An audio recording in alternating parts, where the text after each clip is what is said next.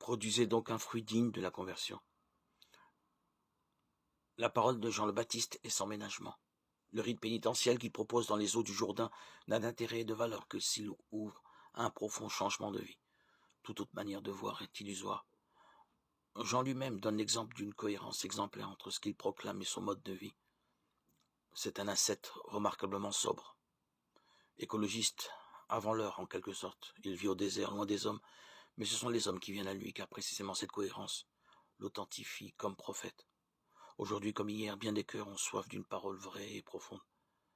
Jean ne dépend de personne sinon de Dieu et c'est pourquoi il parle librement.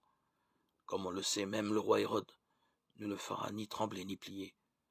Si vous grimacez à l'idée de manger des sauterelles comme lui, rassurez-vous, ce n'est pas indispensable. Mais chacun de nous est invité à rechercher concrètement les bons fruits et le bon grain que le Seigneur espère dans notre vie. Fruits de paix, de justice, d'amour, d'unité. Si nous sommes parfois une engeance de vipères, Isaïe nous appelle à vivre nos relations de manière pacifiée dans une création où chacun a sa place, où la vipère est sans danger pour l'enfant.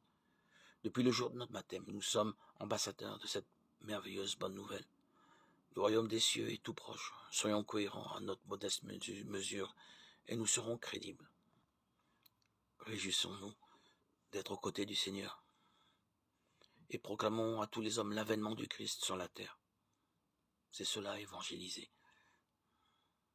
être missionnaire et témoin. Ne doutons pas des promesses du Seigneur et vivons en acte de l'espérance de la venue du Christ qui nous fortifie, nous édifie par sa parole. Le règne de Dieu est tout proche de nous. Recherchons son éclat dans l'œuvre que Dieu accomplit en nos frères et en nous.